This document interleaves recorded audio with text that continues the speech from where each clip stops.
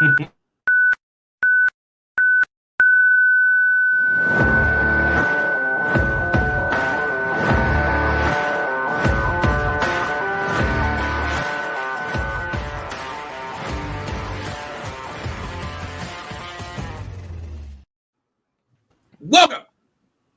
to the weekend warm-up. This is the Dynasty Pulse Weekend Warm-up right here on the Undroppables and Fantasy Football Plus. Shout out Chalk. Shout out Bradley Stalder.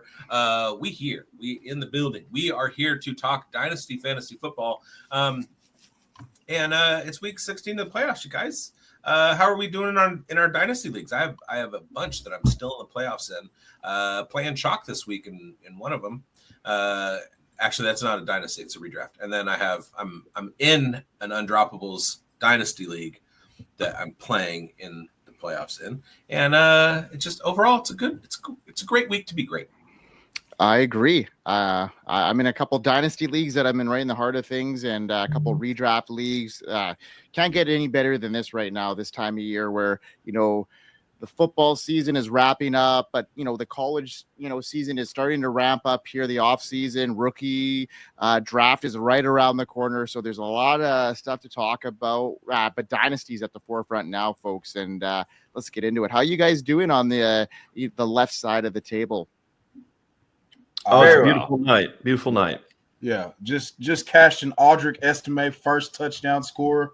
I'm doing real well today. Phantasmal. Right now. Last night, right now. Right now. Yesterday, after a while. Nailed it. Nailed it. Now we don't even know what side of the screen we're on. So I'm on the yesterday side of the screen. Yesteryears. All right. Let's get into the show, guys. And we got a lot to talk about. A couple major topics we want to get into, and then we'll get into our stock. Terry McLaurin. Okay. We're not sitting Terry McLaurin. And we are. I learned my lesson. Yeah. All right. Well, let's talk about a wide receiver here. Brian Thomas Jr.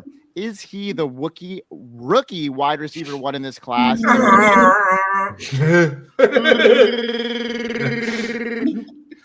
is that? That's going to be the new mating call for Brian Thomas Jr. Oh, geez. Moose and Rut in the top corner up here. There you go. All right. Well, let's talk about Brian Thomas Jr. And he's quickly establishing himself as probably the top asset right now in the 2024 rookie class, surpassing highly touted receivers like Malik Neighbors, Marvin Harrison Jr., Rome Odunze, and potentially, Ladd McConkey's now in that conversation, despite having inconsistent quarterback play. He's been, just outstanding the last couple of weeks. This week, in week 15, he posted 32 fantasy points. Schultzy was actually at the game. He saw his lightning fast speed and, 105 yards, 2 touchdowns on 14 targets, just an indicator of his potential. And he's able to deliver in clutch moments. Looking deeper into Thomas's stats, his success is just evident. He posted 12 touchdowns on, 20 plus yards downfield at LSU. And he's just been a really good target, under the shadows of Malik Neighbors there. Now he's now in an offense that is, targeting him. And he's just been the eye of Mac Jones's, sparkle in Mac Jones's eye. So now, Jeremiah, given Brian Thomas's ability to consistently produce regardless of his quarterback play, do you see him as the wide receiver one in this rookie class moving forward? Or are you still on like a Marvin Harrison Jr. or a Malik Neighbors and their hype train? A great, sharp question to the pulse of where we're at now. Things change very quickly, rapidly, and we have to change some of our impressions. I'll lay my definitive answer at the end of this tangent, but let's dive in. The beauty is that even if I did see BTJ as the wide receiver one of this class, you don't need to in order to benefit. Here are a few stat comparisons, and then I'll go into a trade exercise with you all.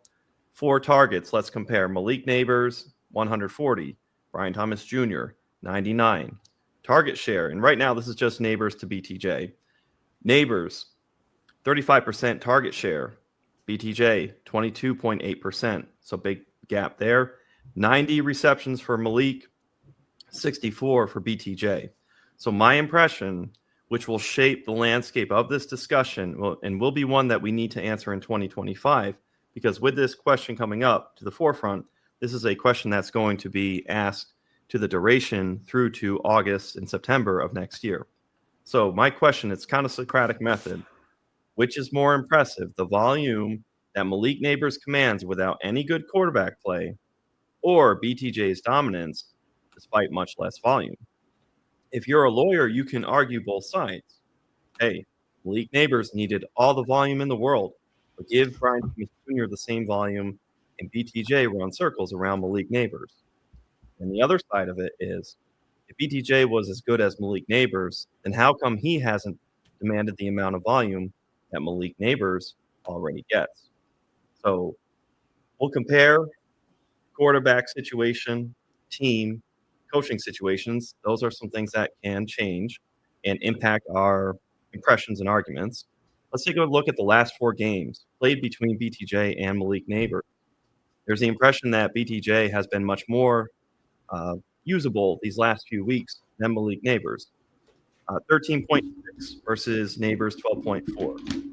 The very next week, 18.7 to 15.3 in favor of BTJ. BTJ 16.6 to 14.9. Then last week, 32.5 to 24.2. All in all, BTJ has had 14.6 more fantasy points than Malik Neighbors over the last month. But certainly, it feels like BTJ is hitting much more than that versus if you had Malik Neighbors. Personally, since Thanksgiving, when it has been a 50-50 between starting BTJ and Malik Neighbors, I've been clicking BTJ. Malik Neighbors, is he wide receiver 10? BTJ, wide receiver 7. On Keep Trade Cut, there's a near 4,000 point differential, though, in favor of Malik Neighbors. So you can take advantage of this. And I'm going to go around the room. Who would you rather have? All right, remember, if you're already on board with BTJ 1-for-1 over Malik Neighbors, all of these deals are plus money for you. So, Chev, I will ask you right now, do you prefer Malik Neighbors or BTJ and Josh Downs? BTJ and Josh Downs, it's not even close. I would much rather have BTJ and Josh Downs. One, you've already got the quarterback situation figured out in Jacksonville. 2, you've seen he's near quarterback proof with Mac Jones just peppering him with targets, and it's catch and run targets where he gets to utilize his complete skill set, the athleticism, the 4.3 340, the 40+ inch vertical, the burst, all of that. Everything about his game has translated to the league. We've got too many questions about Malik Neighbors as you can't question the volume. You hope that the targets that he's getting are more catchable coming from Cam Ward or Shedeur Sanders. But if I'm going to be able to get Josh Downs, who I'm really high on, I've listed him as a stock up, I think maybe twice on this show. And then I also can get Brian Thomas Jr., who I view as, I won't say he's the number 1 receiver in the rookie class, because I'm not going to be, again, thermostat, not a thermometer, but by far and away this year, he's been the most valuable. So if I can get a plus and send Malik Neighbors in the uncertainty for a guy who's going to help my roster right now, week in, week out, and another piece that's going to be probably a top 20 dynasty receiver, I'm doing that all day long. Very nice, very nice. So this is, we're getting the temperature check here, right? Getting a pulse check on the Dynasty Pulse. Malik Neighbors, this one is for you, Schultzy. Malik Neighbors or BTJ and Tyrone Tracy? Who you got? Oh, we're going back to Thomas and Tracy here. You got to think Tracy's going to get a shot at this backfield at least next year to take the reins here. And it takes you right back to the BTJ Malik Neighbors debate. And if they're close, you got to take the plus side here. And I don't think at this point there's not much of a gap here anymore. It's pretty dang close. How about you, Biggs? Malik Neighbors or BTJ and Christian McCaffrey? Why would you do that to me? I don't want to be part of Christian McCaffrey. So I'm looking over on Dynasty Daddy. The last time there was a straight up 1-for-1 trade was 109 days ago, 3.5 months ago. They were traded straight up for each other. Now, what you're getting back and to be honest, it wasn't. It's been a while. It's been about a month since they were involved in any trades on either side of each other. But about a month ago, it was Malik Neighbors and Tracy, and a fourth for Breece Hall, Braylon Allen, and Brian Thomas. So whoever was giving up Malik was getting back Breece Hall and Brian Thomas. That's a smash. That's an absolute smash. Brian Thomas, Bucky Irving, and a 26 first straight up for Malik Neighbors. So here's my point. If you look at an environment in the next 4 to 5 years in which these two are going to be hand in hand the way that Jamar Chase and Justin Jefferson are right now, you need to, and this is what Dynasty Fantasy Football is all about, you need to maximize the value of the players that you have and get what you can for them at the highest cost you can charge somebody. Yes.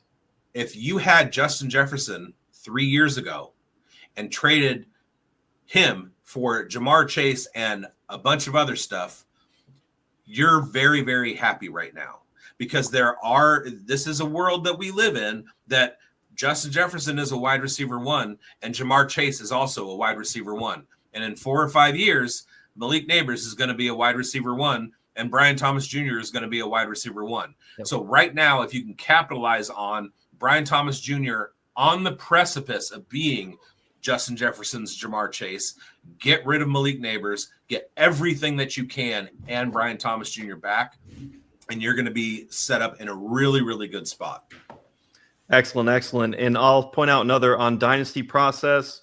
It has, for even, Malik Neighbors with BTJ and JMO on the other side. Then you have Malik and BTJ and Ramondre Stevenson. Mike, I'll save some of my Marvin Harrison Jr. questions for you for time's sake. But the impression there, everybody, Malik Neighbors in the market is commanding more, but it seems like if you like them even enough, as Biggs is saying, they're going to be wide receiver 1s projected over the next 5 years. Getting any plus is something to squeeze the toothpaste out of the tube. Now let's do Marvin Harrison Jr. Marv is the wide receiver 31. So my eye test on Marv is that he doesn't create separation at the catch point in the NFL. That is just to say he isn't big-bodied enough when it comes to contested catches. Marv has 92 targets to BTJ's 99. BTJ and Marv have an even 22% target share. BTJ's 64 receptions are 17 more than Marv's 47. Yards per route run, BTJ 2.37, which is 17th. Marv's is 1.68, which is 58. So, market comparison time. Keep Trade Cut has Marv and BTJ as even. All right. All the aggregated data can be skewed, but their trade value chart shows a convergence just in the last few days. So November 7th, there was a 500-point gap in favor of Marv. So things have changed. So Dynasty Process gives Marvin Harrison Jr. a near 2,000-point edge on BTJ. So now let's run around the room. Mike, would you prefer Marv for BTJ and Kyle Pitts? I'm going Marv for BTJ straight. Like, I'm taking BTJ for Marv straight up. So any addition to that, I'm taking. Okay, beautiful. Now, BTJ and Brian Robinson Jr. or Marv Schultzy, who you got? Oh, yeah, I'm in the same boat as Mike. As any plus you can add on that side, I'm taking that.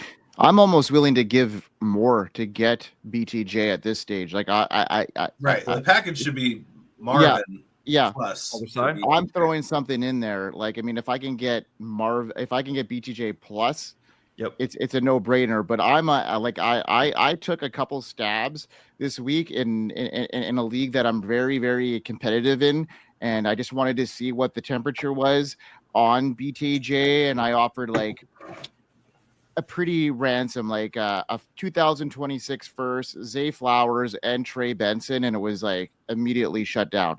So those are like 3 first-round picks essentially. So I mean, I gave up 3 first-round picks and it wasn't even like, it was immediate back. So that's how much this guy's getting valued right now, and he's taken the league by storm. Now that they have their franchise quarterback in Mac Jones, I think they're ready to go.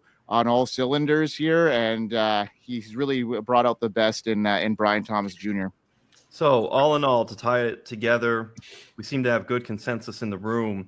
As Regis Philbin would say, my final answer for right now, I'm going to go Malik Neighbors, a smaller gap, a very tight gap, Brian Thomas Jr., and then a medium to larger gap to Marvin Harrison Jr.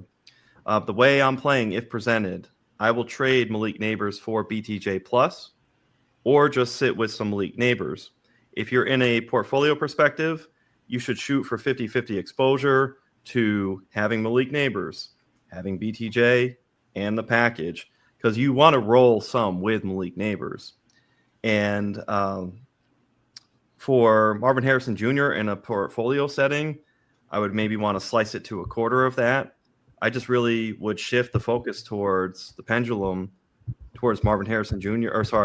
Malik Neighbors and Brian Thomas Jr. So that's where I sit on that. What do you guys think? Yeah, I agree with that. I think the Terry McLaurin. That's what I think. All right. All right, Schultzy, I got a question for you because we're talking about Jags here, and with his impressive deep threat ability and strong connection to whatever quarterback Jacksonville employs, do you expect Thomas to be a consistent top 12 wide receiver for the next 3 to 5 years? And do you anticipate any changes in there as the Jaguars offense evolves? Oh, if there's going to be changes, it's put more on this guy's plate. Look, the thing you're talking about the next 3 to 5 years, absolutely top 12 guy. He was drafted as a complete traits dude, and we've already seen the traits explode. He's only going up, right? Like, I just don't see the trajectory flattening here. Like I said, all the questions about him were like, can he put the traits together on the NFL football field? And he's, since week one, he's like stacked it week after week. He's done it in different ways. And we're watching him he just put a full performance out there. Pre-game, talking about Sauce Gardner, he said, "Oh, I'm not worried about them. They're the ones who should be worried about me." And so he's like developing that attitude, like he's getting the confidence. I love him. So yeah, top 12 next couple of years easily for me. You're looking at the back end of the top 12 has dudes like Garrett Wilson, smash Brian Thomas over Garrett Wilson right now. Marvin Harrison Jr., we just talked about it. Drake London, give me Brian Thomas over Drake London easily. Those are the back end of that's 9, 10, 11, that kind of area. Give me Brian Thomas over all three of those guys in Dynasty right now. Yeah, I think the most impressive part to me is, like I said, the way he's developed. It's so tangible. It's so obvious. Absolutely floored by this guy, especially seeing him in person. Holy crap. Yeah, I agree with that. I think over the next year, calendar year, 6 months, 8 months, whatever, we're going to see regime changes in Jacksonville and in New York. Back to the Malik versus Brian Thomas Jr. discussion. The only thing that gives me pause about discussing the two of them is the fact that BTJ has 8 touchdowns, Malik Neighbors has 4. And touchdowns, as we know, are not sticky. I am not sold on any quarterback in this draft class. So, therefore, I am not sold on any of the top 3 picks being Shedeur Sanders or Cam Ward. Sam Darnold is supposed to be a free agent this year. I can absolutely see the New York Giants making a play for him, especially if they move on from their general manager and bring in a new offensive coordinator. And the Jags are probably going to replace their offensive coordinator too. And what you will see is both of those offensive coordinators coming in and assessing the situation they have with their teams and saying, this guy is the guy that we need to put the ball in the hands of, and developing their scheme around those guys. Both of these guys, Neighbors and Brian Thomas Jr., are going to be the it kids on those teams with new regimes. And for the Giants, likely a new quarterback. For Trevor, just an absolute smash down the field. Now, that said, it's going to change the touchdown dynamic of Malik Neighbors because of his opportunities, because of the fact that he's going to be a 140 to 150 target machine. Yep. His opportunities to score are going to rise such that he's going to exceed his 4 to 6 touchdowns, 7 touchdowns that he'll finish with this year.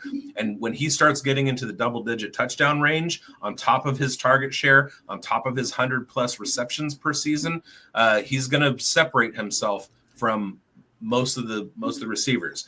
That said, I can see Brian Thomas Jr.'s participation increasing as well. And so they're going to be in lockstep. Love the call. And another call is, start Terry McLaurin this week. All right, let's move on to Patrick Mahomes. And if you like losing. All right. Hey, he got locked. Hey, let's talk about it, though. Terry McLaurin got locked up against Philly last time. All right. No fear there. Are we doing this? Let's do it because you know what, he had an injured quarterback, and this game is going to be a lot more meaningful, I think. Only if I'm allowed to call the Eagles defense by their nickname. What are they? Can we do it on this? Can we do it on this platform? Oh, absolutely. Yeah. Okay. I'm just not doing it for Matt Kelly. Okay. Okay. Let's go. Everybody else can weigh in on this. So, since we're not doing starts and sits this one, Are we not? We're not. I had to throw it out there because Terry McLaurin is my sit of the week.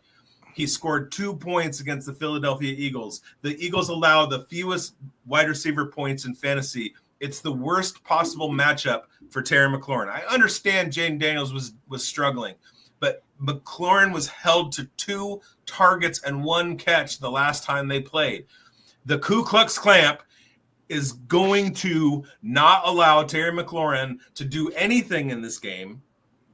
Philadelphia is on a mission, and McLaurin is the sit. He's going to break your heart. I cannot wait for Tuesday Twitter. All of the people saying, well, I started Terry McLaurin and I lost my playoff because he only had 4 points or 6 points or whatever. I took him out where I have him and replaced him with guys who have better matchups and better games ahead. I love Terry McLaurin, and you can't argue with the fact that he's wide receiver 5 or 6 this year. It's just he's been a smash, but not against the Philadelphia Eagles. It's too important a game for them. They're too good, and he's going to get shut down. Now, Okay, hey, how about the floor is open. Sorry, Terry or Drake London this week? Terry McLaurin. This Drake London. I'd probably go London. Jeremiah, Terry or JSN? JSN. Consider the source. You mean data-driven, unhinged bullshit? Yes, that's the source. I mean, I am a Drake London denier. Yeah. Oh, that sort. Oh, got it. Right, hey, how about Terry McLaurin or DJ Moore? Terry McLaurin. DJ Moore. I think I'll go Terry. Okay, because Here's the thing. Yeah. Since that game versus the Eagles, Yeah. Washington self-scouted and started moving Terry around the formation. You can go look at his game logs since that game. You can go to NFL Next Gen Stats or NFL Pro or whatever. You can see his alignments and the receiving production per alignment. At one point, he was 7 for 8 for 169 yards and 2 touchdowns when lined up just on the right side of the formation, just moving him from the offensive left to the offensive right. So I think that he's going to go back to his eagle killing ways. And if they decide to try to cover him one-on-one with one of the Ku Klux Klans or Guantanamo Bay, whichever one you want, he's going to fucking cook them. That's where I'm at with it. I think that he is absolutely going to cook this week. I don't think that there's any way that they're going to go into this game and be like, yeah, I mean, we should probably not give it to our best player in a must-win situation. There's no way they're going to let him finish with 2 targets again. And if he gets like north of 6 targets, he's going to finish as at bare minimum a wide receiver 2. You ever met Cliff Kingsbury? This is listen again. But didn't he make the change, as you're saying, Chev? Yeah, that's what I'm saying. Gets the heat. After that make game, you can go look at the game logs, Yeah. and it's like, oh shit, we decided not to use our best player, and we sucked. I've got to Cliff's credit. This is one of the only times I'll ever give Cliff Kingsbury credit for anything besides failing forward at an alarming rate. He made the change, And Terry McLaurin went back from being like, "Oh, I'm awesome sometimes," to like, "Yeah, I'm Terry McLaurin. Yeah, I'm Scary Terry. I'm fucking awesome." And that's where we're at. I think he's elite. He is elite. He's going to be the focus of that defense that shuts everybody down. And it doesn't matter where he lines up. He's going to have somebody and a bracket, if not being double covered. I see a huge game for Jaden Daniels with his legs because he's going to be making his reads, and people are going to be covered, and he's going to be scrambling. I would absolutely put like over-unders. I put overs on Jaden Daniels for rushing yards, rushing attempts, that kind of thing, because the Eagles' defense is so good. Same game parlay: over Jaden rushing yards, under Terry receiving yards. Fire it up. You won't. Some nasty correlation you got. Some reverse correlation there, and I don't like it one bit. Hey, here's one. Here's one for you, Chev. Chev, back to you, man. Ready? Jordan Addison. Come on. Or Terry McLaurin. Jesus. Oh, shit. That's nasty. Because Jordan Addison has been on. Gets Seattle. Jordan Addison has been. Yeah, I know he gets. Seattle, and it makes. Okay.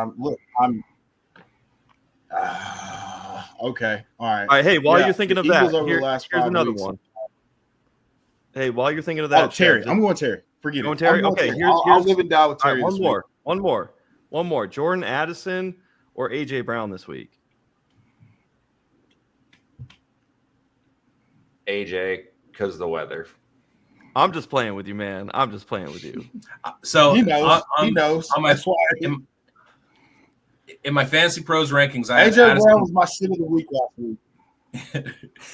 In my Fantasy Pros rankings, I have Addison 25, Terry McLaurin 24. DJ Moore is 18, AJ Brown is 6. I mean, DJ has a great matchup this week with the Lions, and apparently they're not going to make any sort of defensive changes to play zone or something. They're just going to run man, I guess, a bunch. So bold strategy when you're on street, guys. I guess, I cover one robber to the moon. Maybe Caleb to be fair, I still have Terry McLaurin as my wide receiver 24. That's wide receiver 2. But he's going to break hearts. Are you? Okay, so Biggs, can you give us kind of a qualifier as far as that goes? Do you think that he finishes with 6 fantasy points or something like that? Yeah, I think he's going to be down in the 4 to 5 catch range, maybe 30 yards, 40 yards, in the 8 to 10 points area. Okay.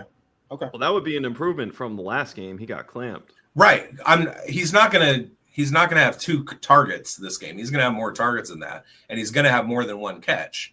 But it's just not gonna be. I think something that's underlying that is all Ben Sinnott propaganda. Yes, I agree. It's the fact that Jaden Daniels, the last time the turnaround, he had that rib injury against the Panthers. The turnaround that he had from the Sunday game to the Thursday night football game against the Philadelphia Eagles, I've always surmised that Jaden Daniels was taking, while he was good to play, he was taking the entire week just to get right. And that 4-day turnaround that he had for that Thursday night football game, he was pretty stiff. When he was thrown to the edge, he really wasn't getting the ball places with zip. To Big's point, I think Daniels is going to have a lot more mobility and be more spry earlier in his reads to take off. But I do see a better game for Terry McLaurin. I just don't know what the ceiling is. To Big's point, based on the fact that there was the other factor besides the Eagles clamping down on Terry McLaurin, you had Jaden Daniels, who was still hampered himself, and now he's fully himself. He's fully rested. So I really do like that. If we're trying to tell a story about a bullish nature for the Commanders, Terry and Jaden Daniels this week, I think that collectively puts it together. So I have some more data that. Sorry, Chev. I have some more data that speaks to Chev's point about him in the formations. Philadelphia has allowed the fewest points per game to wide receivers in the NFL, and they're fairly even. 57% of the points they allow are to wideouts, 43% to slot receivers. that is one of the more even totals. Besides like Kansas City, there aren't a whole lot of teams that are that even. 10 points to the slot, 13 points to wideouts. So they can be moving him all over the formation, but Philly has an answer for every spot in the formation. So I'm done. I'm not mad at all at that. I think that elite players can overcome situation, and that's kind of where I find myself with Terry in a gotta have it situation. To your point, the Eagles over the last 5 weeks have allowed the third most rushing yards to quarterbacks in the NFL. So yeah, Jaden Daniels rushing prop. I think that's a really, really plus EV play this week. Again, not financial advice. I like the potential and the scoring total here, and I just think this game is going to be a little bit. I'm going to take the over in this one, and I just think that the wheels are going to fall off, and things are going to get exciting in this one. See, that's why I like doing these shows with all of you guys, because we get arguments like the Tony Pollard argument from last week, and then we can come back the next week and resolve it. Okay, for the rushing prop, Jaden Daniels over under 39.5 rushing yards, minus 114. I'm betting it right this second. So there you go. Put it on the board. I like it. Yeah, all right, I'm going to do that also as well too. I'm heading to underdog as we speak. Not financial advice. All right, should we move on to the next segment here? I would like to. Patty I Mac, mean, Mike, you kept talking about Terry McLaurin, so I didn't talk about Terry McLaurin. you started this, Mike. Oh, I did. I hardly talked in that whole situation. So you guys were explaining your stories. I'm starting the wide receiver 6 overall. All right, so let's talk about Patrick Mahomes, and his dynasty value has seen a noticeable decline, especially in recent seasons. He's no longer that juggernaut he once was, and the Chiefs remain one of the top teams in the NFL. His struggles, we see it every week now. He doesn't have that supporting cast like he once did. Their defense is coming in, playing lights out. The offense no longer needs to operate at that breakneck pace, and he's undoubtedly it's impacted his fantasy ceiling. In the last season, Mahomes thrived in shootout scenarios. He's not able to sling the ball 300 plus yards with multiple touchdowns anymore now. Considering Mahomes' statistical decline there, Biggs, and the emergence of young quarterbacks, do you see him slipping further down dynasty rankings? And is there still potential for him to bounce back if the Chiefs' defense regresses and the offense becomes more aggressive? I feel like the Chiefs have figured out a formula for winning that doesn't include Patrick Mahomes being a top 5 quarterback in fantasy football anymore. And that scares me a great deal. I was in a quarterback-only league. The only roster was 5 quarterbacks. Thanks, Chuck Bass. Shout out. And Patrick Mahomes, I wound up. I had to take him with my first pick, hoping that he would have another top 5 finish. He didn't finish in the top 5, and severely hurt my chances for the season. I feel like Patrick Mahomes is squarely in the 8 to 15 conversation moving forward, because it's not necessary for him to be elite on the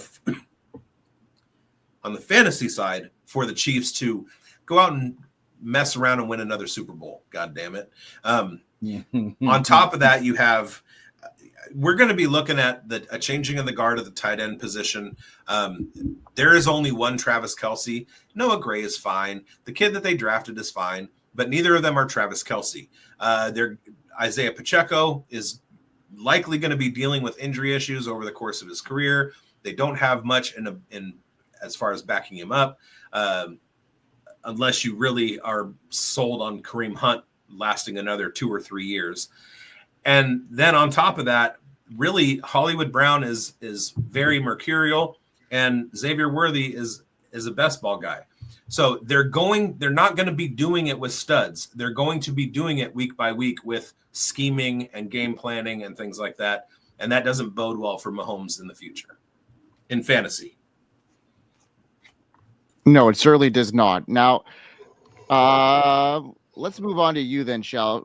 So with the Chiefs defense playing at such a high level and minimizing the need for that potent offense, do you believe Mahomes can ever return to that previous elite numbers, or do you think it's capped now with the shift in the team focus? I mean, they got Chris Jones locked up for a couple of years here, and that defense is looking pretty good. They're young still in their secondary, but they definitely have all the pieces in place there. So what are your thoughts there? All right, Mike, you're not going to like what I have to say here, but buckle up. All right, let's hear it. So, I think that the Chiefs defense is going to take a huge step back in the next few years. I also think that Matt Nagy is going to hopefully get a job somewhere else. The decline of Patrick Mahomes as a passer is directly tied to, one, the step forward from the Chiefs defense, and two, Matt Nagy becoming the offensive coordinator. He's just not a good play caller.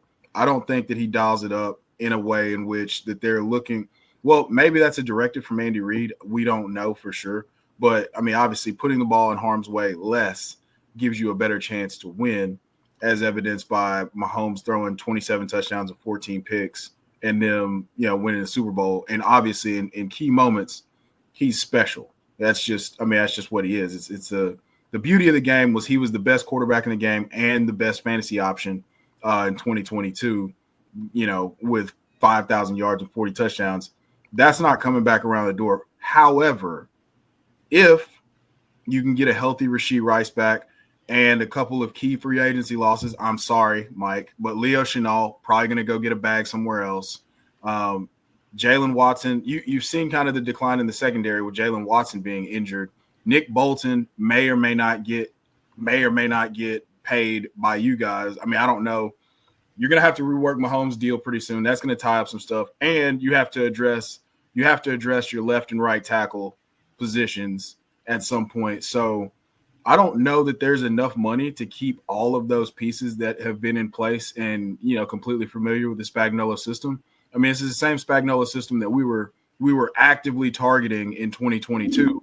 And then, right before the playoffs, if you recall correctly, they made a huge shift and they were able to even then they were able to just start getting key stops because those young guys came of age. Well, they're about to have to ship in a new batch of young guys. And if those guys don't hit, we're back to Mahomes having to score. And we've seen if he has to dial in and get it done, he can do it. There's just no reason to put the ball in harm's way. And he's dealing with a DeAndre Hopkins you traded for that hasn't had the time to mind meld with Patrick Mahomes, and that's not going to be a week in, week out thing for a 33-year-old receiver. You lost Rashee Rice. You lost Rashee Rice in the midst of what looked to be a Cooper Cup, 2021 Cooper Cup-esque type of season. Travis Kelce has taken a step back physically, and that's just father time, right? And so And on top of that, you had Isaiah Pacheco that you were using as a complete workhorse, and your answer to the run game and the passing game, the short passing game that wasn't going to Rashee Rice. And so I think this season has been kind of a comedy of errors for the offense, and the fact that their left and right tackle situation has been putrid. I think that you're not going to get those deep shots until they shore those things up, and there's a need for it, and there just hasn't been a need for it because they're using voodoo magic to win games this year. But eventually, it'll go back to their offense having to win games, and it'll be good. And hopefully, like I said, someone hires Matt Nagy so we can get like a decent play caller back in there. Yeah, I think you broke it down really good. I think the contracts you mentioned there, I got a little bit of rebuttal about their secondary because I think, with the way they've drafted in the last couple of years, they could find a 5th or 6th round guy that they've been able to plug into that secondary pretty religiously. I mean, they've been able to find guys here and there.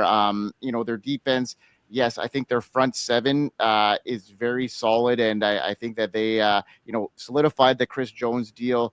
Their O-line is definitely in need of some improvements there, like you mentioned. Mahomes just doesn't have the time. Max Crosby has definitely shown their vulnerability, and I think that is the template that people are using against the Chiefs right now. So yeah, you definitely hit a lot of those points right on there, and good breakdown there. There is some upside there in Mahomes. I mean, he has that longevity. He doesn't rely on his legs, so I could still see him being, a steady top 12 quarterback, but he's no longer, I think, considered and can be considered as a top 5 guy anymore based off of the rushing upside of some of these guys coming in now, these younger quarterbacks, and his offense right now hasn't been needed. So yeah, I like this breakdown, guys. You guys did a really good job of that. And coming from a Kansas City Chiefs truther, it was I'm very even keel in my analysis too. Like I'm not a complete homer. I get where my team needs some improvements, and definitely their O-line is in need of some help here, because they need to shore that up if they want to make a run here at that Super Bowl. So yeah, guys, let's get into some stock up, stock down now. And who are we going to start with? Who's first on the show sheet? It'd be me. All right, there, Schultzy. Let's get in on there, buddy. My first stock up is Mr. CD Lamb. Now, CD Lamb came in the season hot, right? He was most people's wide receiver 1. He had a little bit of a fall here, and after Dak goes down, a lot of panic, right? About CD Lamb, especially on this show. We had a big conversation there. Well, CD has since shut everyone the hell up. This dude is an absolute monster. You should never have been afraid. Like, they are who we thought they were, right? This season, he is still wide receiver number 4. He's 3rd in receptions, 3rd in yards, 3rd in yards after the catch. He leads the league with 144 targets, just over 10 a game. All of that has led to another awesome fantasy season for CD. You go back to all those numbers he's put up. He's done it with a 49th ranked target quality rating and a 45th ranked catchable target rate. So the balls coming to him have been bad, and this guy's wide receiver 4. So the stock up is telling you, 1, the stock is just up because he's killing it, and 2, go freaking buy this guy because he's producing like crazy with bad quarterback play. You go to keep, trade, cut. His value preseason was like creeping up to 10,000. And currently it is, let's see, where did he drop to? He's down to 7,800. He's looking at he's dang near 20% decrease here to where he's currently at in the market, which is wild. Now I know he's not wide receiver 1, and he hasn't been, but he's still killing it. And a almost 20% market drop here is just absolutely insane to me. So stock up for CD because he's absolutely destroying people, and stock up for CD because go buy him. I love that. Yeah. I would also, to add to that, I would say that there was no world almost going into 2024 where you could get CD Lamb without compromising your team skeleton. There was just no way without giving up an arm and a leg and possibly a foot, possibly another arm in order to get him. So if he's acquirable at all now, I would make the play to do so, because that wasn't a reality in Dynasty going into 2024. Right. So yeah, stock up on both counts, which is kind of rare here. So yeah, I love it. Yeah, Who's your stock down? Oh, it's a good point. It's 4 of the last 6 games, 10 or more targets, and Cooper Rush can actually get him the ball competently. It's not a situation like Malik Neighbors where it's just dog water, right? And then in the last 5 games, there are 4 wide receiver 14 or better finishes for CD Lamb. And then, of course, last week, Lamb was the wide receiver 6. Granted, we talk about what Schultzy is saying, too, is market. Lamb was very much, you could make an argument for being the 101 Dynasty wide receiver 1 or top 3. And then that took a little dent and a dip. And, hey, he's just proven that, like, some of those dented cans Microsoft might go down like Big Daddy, but the food or the drink that's still in there is still just as good. So absolutely, I'm with you on that. I feel like I remember a show where somebody was asked if they were worried about CeeDee Lamb, and one of the people was like, "No, don't be worried about CeeDee Lamb because last time he had Cooper Rush, he was fine." Do you remember that show? It was me. I did that. Oh man, Chev remembers. Yeah, there was a guy on here that said to try to get Deebo Samuel for him too. That was me.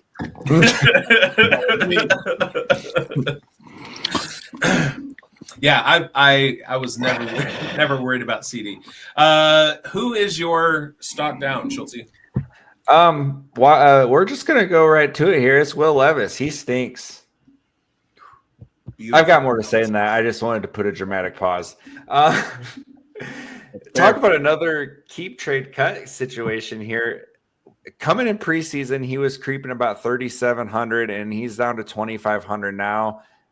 Rough math, that's like 35-40%, I think. That's a massive drop. Now, I never thought this guy was any good to start with. Coming out of college, the massive concern to me was pressure to sack rate. You looked at the rest of the class. Now, I know AR was a machine pressure to sack rate, right? Because of the scrambling.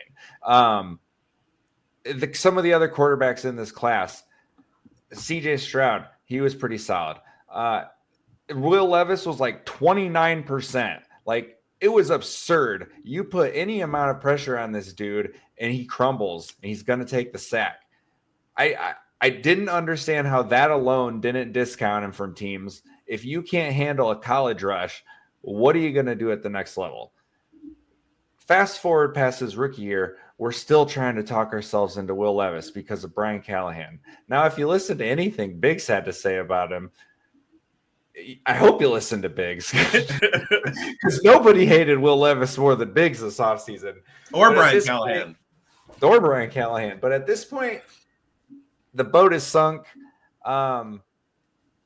Someone might give him another shot out there.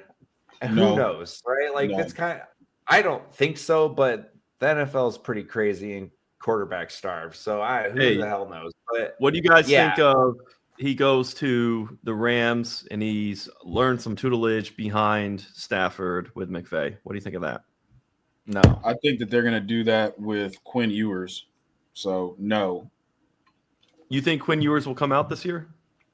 I mean, unless Ohio State offers him like $8 million. Or if he goes to Chapel Bill, North Carolina?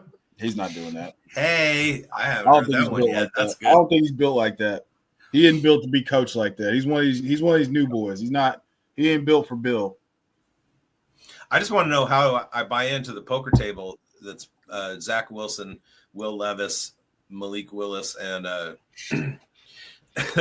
Trey Lance, because I want to be in that game. Do their girlfriends get to come? I don't know. All right. And the other thing I wanted to say before I get to my stock up, stock down is if Schultzy winds up assassinated in the near future, it's Big Mayo. It's big. It's go to help. It's Duke's Mayo. All right. My stock up, stock down. Sorry. Oh, no, sorry. Jeremiah. It's Jeremiah. Whoa. Hey. Hey. It needs to be said on the record, Will Levis is a Hellman's man. All right. Hellman's versus Duke, right? Yeah, that's a whole thing. He's not a Duke's guy? No. Oh, wow. He's done Hellman's advertising, I'm pretty sure. Oh, okay. Hey, you got to go where the money is, right? Yeah, I got to change my Will Levis coffee cup and mayonnaise jar avatar. Let's go stock up. Stock up. Let's stock up on Michael Penix Jr. for obvious reasons. Kirk Cousins is not going to get his starting job back in Atlanta. Penix not only has first-round draft capital, but he has single-digit draft capital, the 8th overall pick. Penix will get playing time the remainder of the season next year, and he's a great bet for seeing year 3 as a starter to see it through. If you're selling Penix in the offseason, you're playing up the job security on a rookie deal to your trade partner. There is insulated talent surrounding Penix. you've got the tandem of Bijan Robinson and Tyler Algier to take off pressure. Drake London, excellent talent. Darnell Mooney has gotten his career back on track. Shy of London games, not to be confused with Drake London, Michael Penix is guaranteed to be in the fast track dome indoor conditions 9 games a year. You love to see it. The beauty is the opportunity for Michael Penix. These last 3 games, the Falcons get the Giants at home, the Commanders on the road, and home versus the Panthers. This is a cake schedule that will provide liquidity to Penix drafters to cash in early to ride the wave into 2025. Penix will provide a boost to second-round rookie drafters who couldn't get in on, ready? Caleb, Daniels, May, McCarthy. Now, of course, people have benefited. We're seeing tonight as Bo Nix lights things up. Those drafters have benefited. Well, now there's a little bit of delayed gratification, but you're about to rip off huge value from where you drafted Michael Penix Jr. in your rookie draft. So here's a market check. All right, Michael Penix or Derrick Henry. You know, if you're competing, you absolutely want Derrick Henry. Michael Penix or Terry McLaurin. Mike, who would you, since Terry McLaurin is topical, this is a super flex league, assume. Do you want Michael Penix or Terry McLaurin, Mike? Really depends on my situation. I mean, quarterbacks are kind of like the most important asset in the situation. I think I'm leaning Penix unless I'm like, I'm just going to take the more valuable asset regardless. Penix was going at the latter, half of the first round, early second round, and in dynasty startups, and now he's going to have that opportunity with that insulated pieces around him. And he's got a future there. So I'm going to go with the quarterback because down the line, I think I can get very good value. Very nice. They're the same age, right? Yeah, pretty much. And Michael Penix or DJ Moore, between those two, that's what the market is showing as even. I think it all depends on how your team is built, what your team needs. Do you guys want me to go stock down here? Yeah, I just wanted to chime in real quick and say, like, especially in a situation like McLaurin and Penix, you're looking at a 29-year-old wide receiver, so your value is going to be on the decline over the next 3 to 4 years. And Michael Penix as a quarterback is going to carry the value. So in a straight-up situation, that's Michael Penix every single time. And then the other one that you asked was Penix or whom? There's Derrick Henry and then Penix or DJ Moore. DJ Moore. Again, I mean, DJ Moore is going to be a close to the line of scrimmage if the Bears know what they're doing. Romo Dunze is the deep threat, and DJ Moore is going to be closer to the line of scrimmage. So we know that Caleb Williams is the most historically bad deep passer in the history of fantasy points data and their data suite. So it's not looking good for Romo Dunze. It is looking better for DJ Moore, but I still would rather have Michael Penix Jr. Excellent. Now let's go stock down Najee Harris. To put it in perspective, you guys will like this. Give me Rashad White over Najee Harris. Don't you guys love that? So let's just get that out of the way. I was reading a stat from Kyle Dvorak, NBC Sports. Ready for this? Najee Harris hasn't had a carry go for more than 20 yards since week 8. Najee Harris heading into his 5th year in 2025. 12.5 fantasy points per game this year is not bringing home any championships. Najee is the RB21 despite his team being 2nd in team runs per game. Najee being 7th in carries and 8th in red zone touches. Najee's true yards per carry come in at 3.7, which is ranked 53. The only real hope for Najee is that he lands in a bullish spot next year.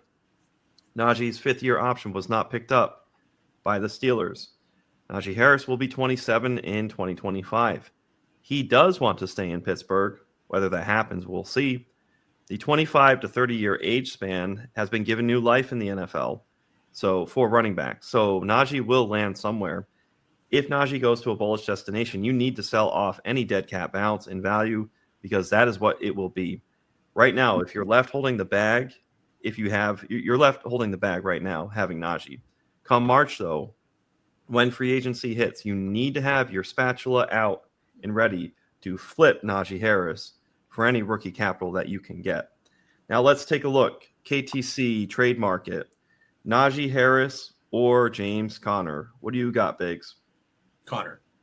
Yep. And it's funny because when that came up, the only thing I could look at that might give favorability to Harris is age, but straight up production and the contract that Conner just got, I'm with you there. Let's see, Schultzy, Najee Harris or Xavier Legette? Wow, that's hard. I think I'll roll with Harris just because you're looking at a couple of years of at least somewhat of an opportunity. I'm just not a Legette guy. All right, Chev, Najee Harris or a 2026 early second? 2026 second. Beautiful. There you have it. So, we do have this longevity for the running back position, but gentlemen, I'll just leave you with the question. As I have Najee Harris as stock down.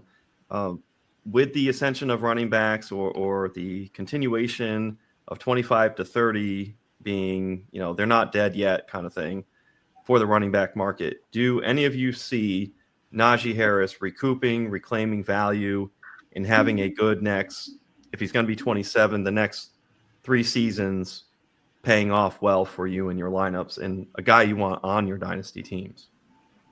Yeah, I want him. I want him on the cheap, especially after what I saw last year with these veteran running backs getting into good situations. He gets into a situation that's a high-flying offense. Like, look at what happened with Joe Mixon, Derrick Henry, Saquon Barkley.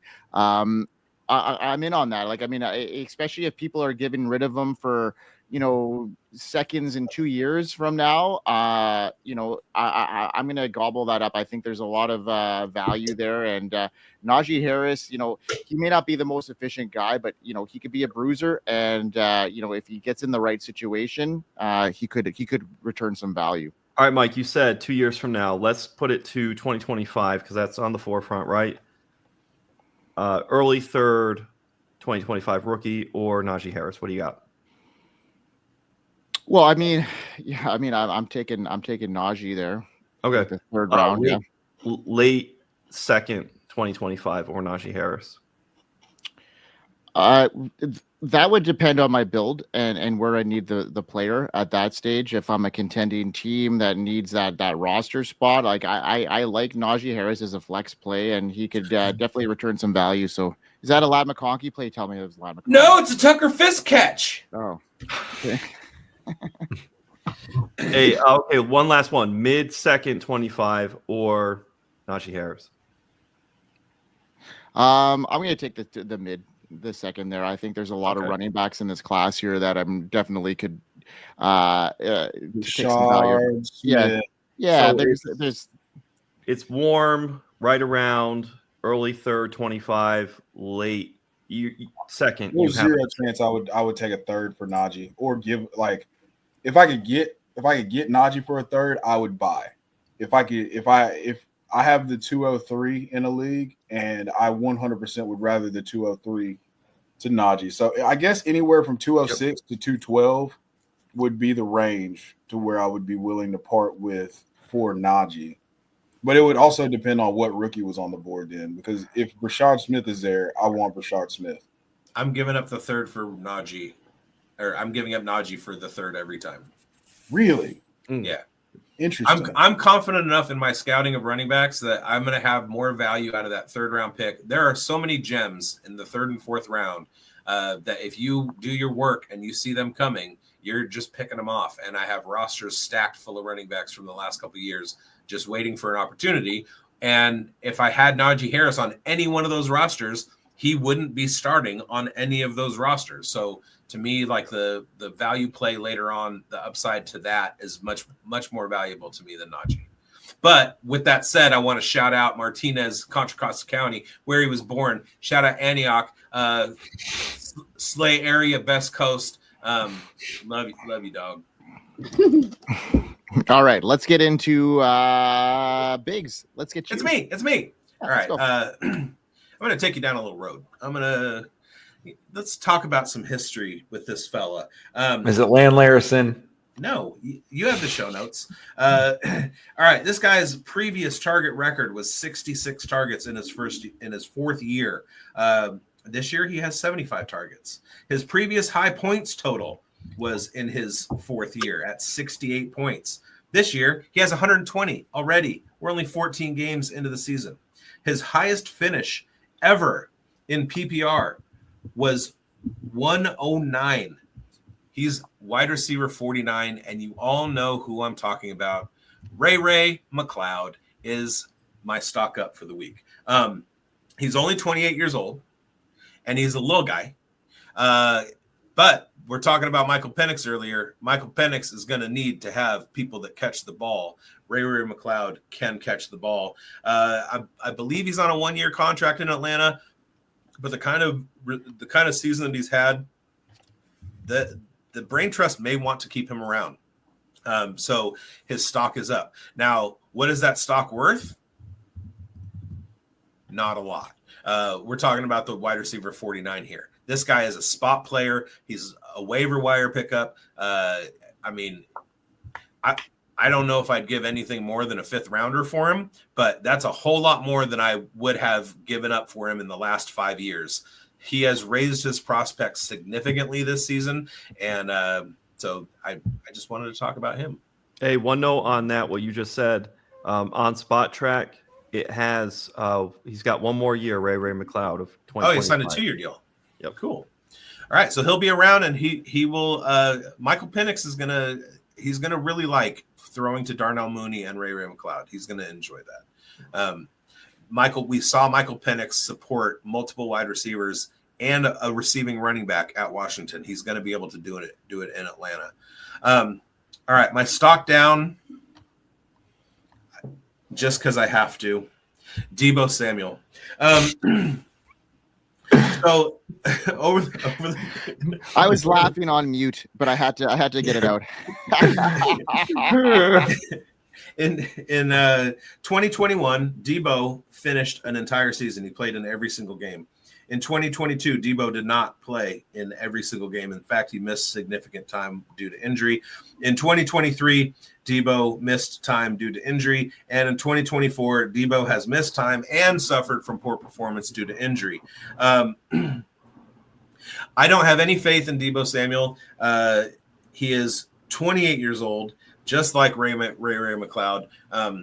But here's the thing. Everybody who has Deebo Samuel has this idea in their head of him being a wide receiver too. He was a top 24 draft pick on the redraft side and in startups. And I stayed 2 arms lengths away from him. I wouldn't touch him with Schultzy's pole. Here's a guy who is ahead of Deebo Samuel this season. Ray McLeod. Deebo Samuel is wide receiver 50. Ray McLeod is wide receiver 49. Oh, snap! That's not good. And they're the same. They're the same age.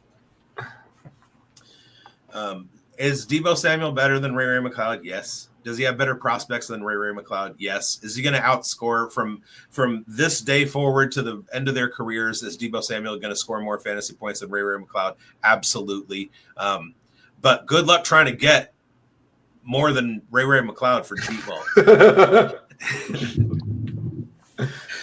I love it. Okay, Chev, you're up, buddy. My stock up. My God. Is that Jalen McMillian's music? Jalen McMillan, baby.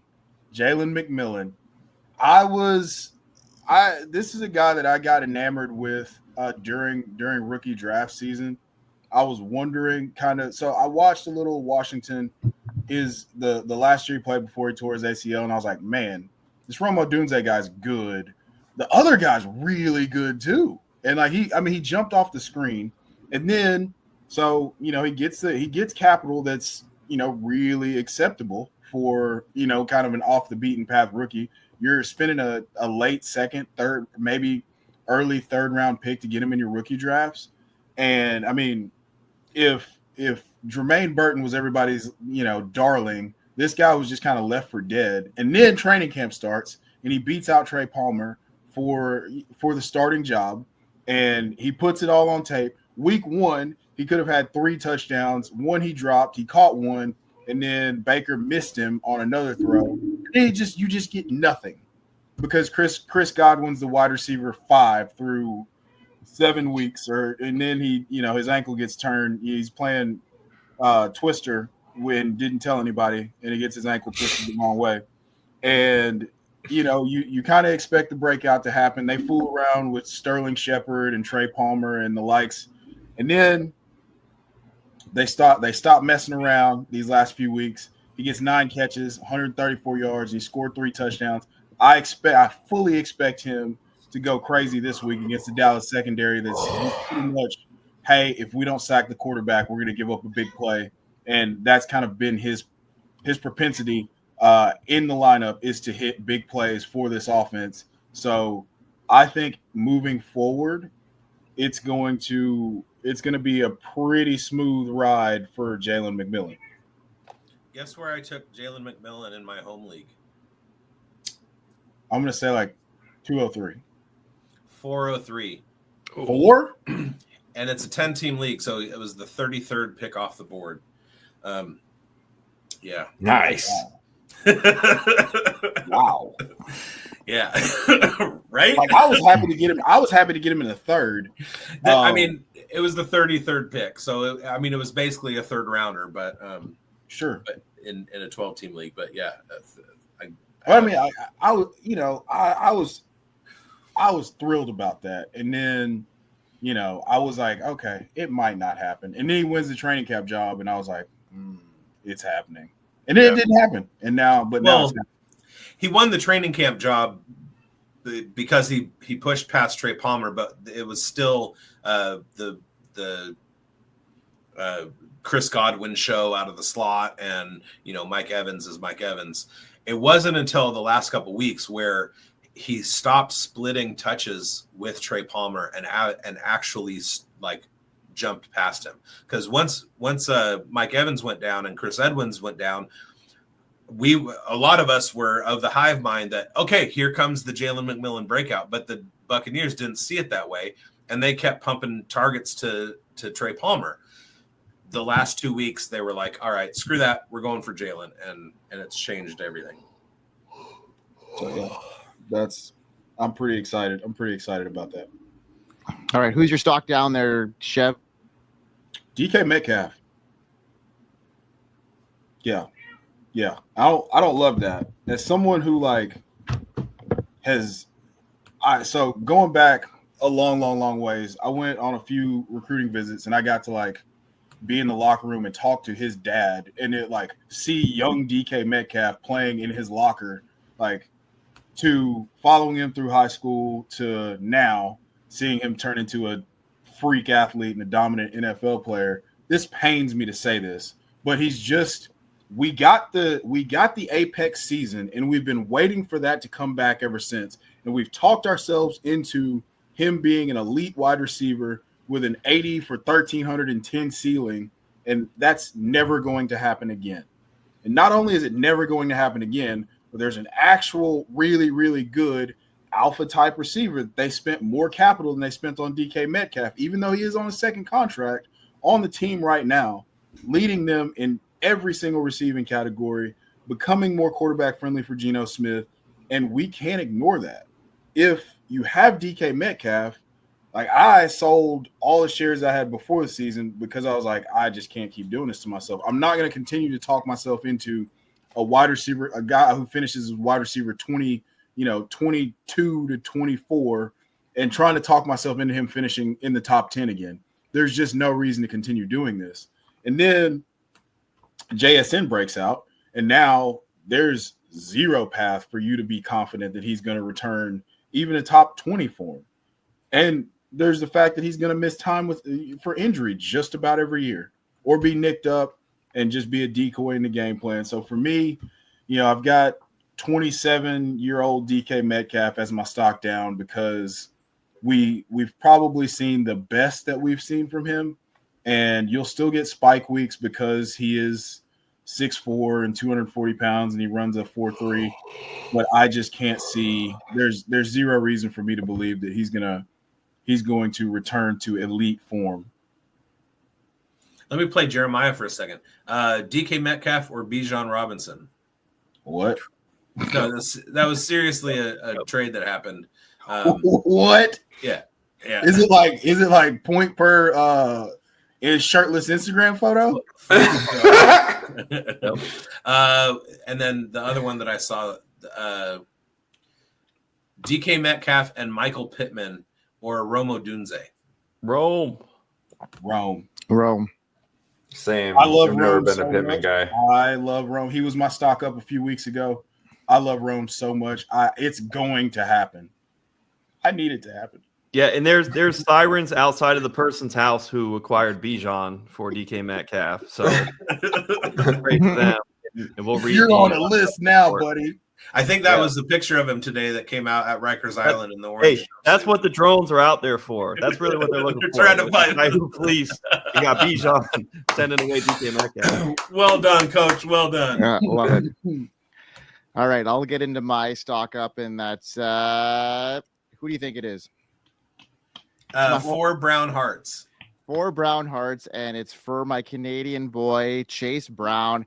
He's already seized control of the Bengals backfield, and with the team's looming financial constraints, his future in Cincinnati and in fantasy football is looking brighter than ever as the Bengals, they look to re-sign Jamar Chase and even T. Higgins while managing Joe Burrow's massive contract. There's little room to allocate significant money toward a veteran running back. This leaves Brown, a promising, second-year player that has got the perfect opportunity, and he's been seizing it.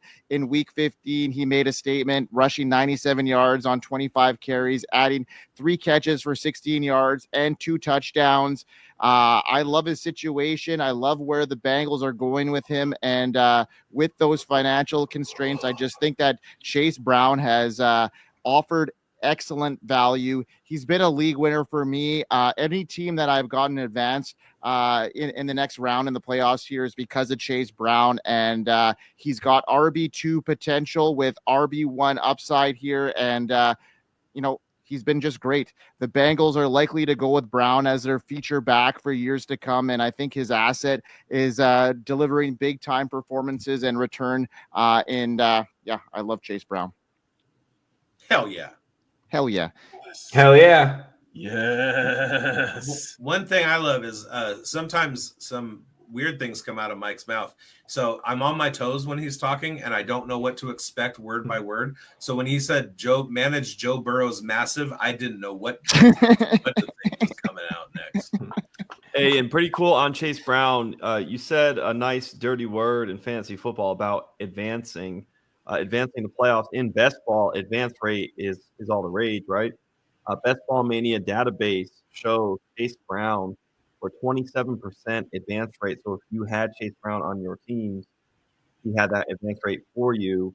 So essentially, Chev, you and I, we were talking about Tajay Spears, Pollard, and Chase Brown were in that same ADP pump. Some of the teams that I have advancing, I've got 10 out of 43 who are advancing to the semifinals in my best ball teams. A lot of those teams have some Chase Brown. And hey, I'm looking at my opponents or looking across, scrolling in the playoffs.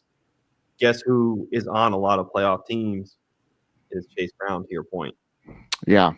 So I'm going to get into my stock down, and unfortunately, I have a lot of stock in this player, and that's Zay Flowers. He's shown some flashes this season, but has failed to solidify himself as a consistent fantasy producer, particularly in dynasty formats. His range has been up and down, and the Ravens offense remains steady, but there are multiple factors that limit his upside that makes him a stock down for me. Players heading into the future, despite his consistent target volume, Flowers has struggled to deliver top-tier fantasy production, and his lack of explosive performances raises questions about his long-term value.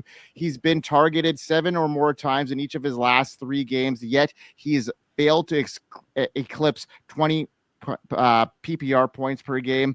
In week 15, he caught 6 to 7 targets for just 53 yards in a game that should have been a smash spot for him. His teammate, Rashad Bateman, is getting a lot of attention right now. I know he's a bit banged up, but he's, garnered some attention, and he's a first-round pick. And I think it's something that, Biggs pointed out on our waiver wire show for the forecast, that Rashad Bateman is coming on, and we can't ignore it. So while Flowers is involved in the passing game, his lack of explosive performance and the competition for targets makes him more of like a supplementary, like a guy that's going to be, a good wide receiver too. But as far as a future star, I see it, fading a little bit here. Am I crazy to think this, guys?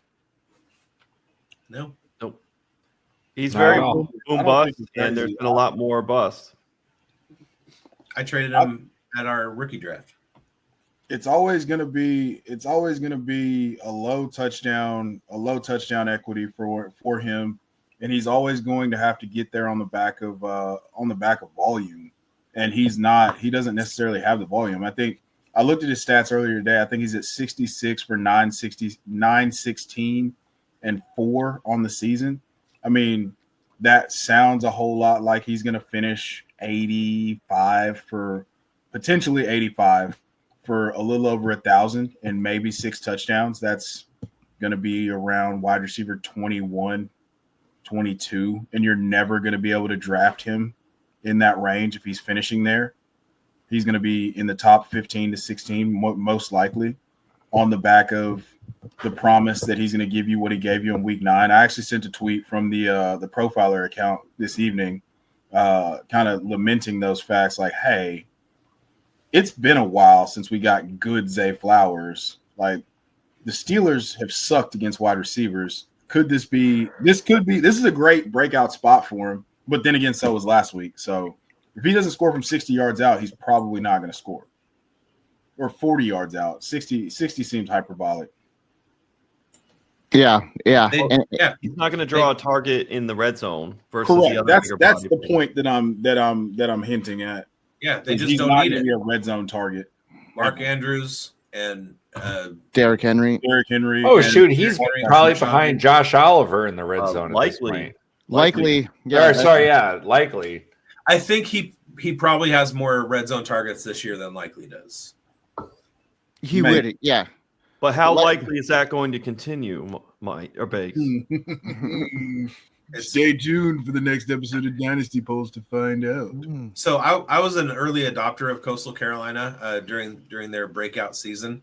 They need more dogs.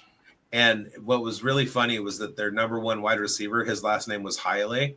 So when they stood together, it was highly unlikely. Have you ever seen? So has anybody ever seen the clip of their coach talking about how their players are too concerned about watching what they have on and stuff? No. Nobody. No. Okay. Yeah. I'm gonna send that to all you guys because it is incredible. That's how I became aware of Coastal Carolina, and the coincidence that Isaiah Likely went to school there just is fantastic for me. I saw Isaiah Likely when he was still a wide receiver at Coastal Carolina, and what was really interesting about it was that they were on a tear. They wound up losing in the Sun Belt playoff. Well, late in the Sun Belt season to some Louisiana team. But I was following them very closely because they were running through everybody.